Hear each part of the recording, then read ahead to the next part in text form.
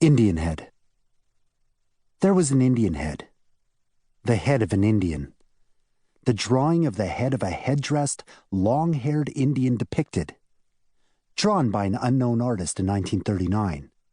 Broadcast until the late 1970s to American TVs everywhere, after all the shows ran out. It's called the Indian head test pattern.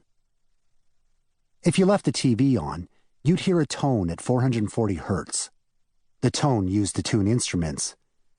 And you'd see that Indian, surrounded by circles that looked like sights through rifle scopes. There was what looked like a bullseye in the middle of the screen, with numbers like coordinates. The Indian's head was just above the bullseye. Like all you'd need to do was nod up an agreement to set the sights on the target. This was just a test.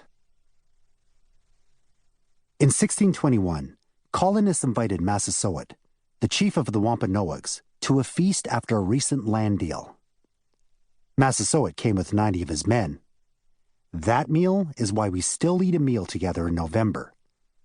Celebrated as a nation. But that one wasn't a Thanksgiving meal. It was a land deal meal. 2 years later, there was another, similar meal meant to symbolize eternal friendship. 200 Indians dropped dead that night from an unknown poison. By the time Massasoit's son, Metacomet, became chief, there were no Indian pilgrim meals being eaten together.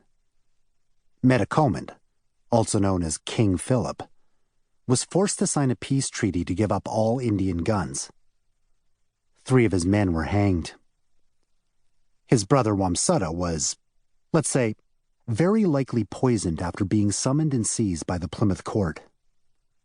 All of which led to the first official Indian War. The first war with Indians. King Philip's War. 3 years later, the war was over and Metacomet was on the run.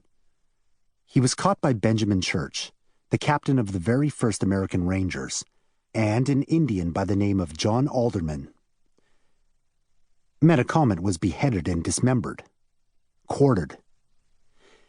They tied his 4 body sections to nearby trees for the birds to pluck. Alderman was given Metacomet's hand, which he kept in a jar of rum and for years took around with him, charged people to see it. Metacomet's head was sold to Plymouth Colony for 30 shillings, the going rate for an Indian head at the time.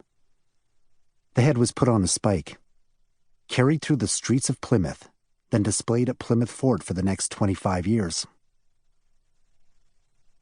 In 1637, anywhere from 400 to 700 Pequot gathered for their annual green corn dance. Colonists surrounded their village, set it on fire, and shot any Pequot who tried to escape.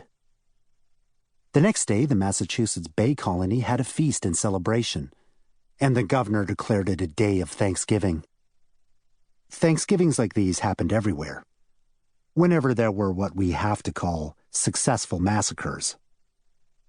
At one such celebration in Manhattan, people were said to have celebrated by kicking the heads of Pequot people through the streets like soccer balls. The first novel by a native person, and the first novel written in California, was written in 1854 by a Cherokee guy named John Rollin Ridge.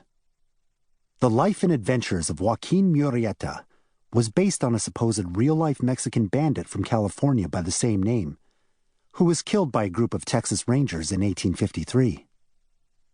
To prove they'd killed Murrieta and collect the $5,000 reward put on his head, they cut it off. Kept it in a jar of whiskey. They also took the hand of his fellow bandit, Three-Fingered Jack. The Rangers took Murrieta's head and Jack's hand on a tour throughout California, charged $1 for the show.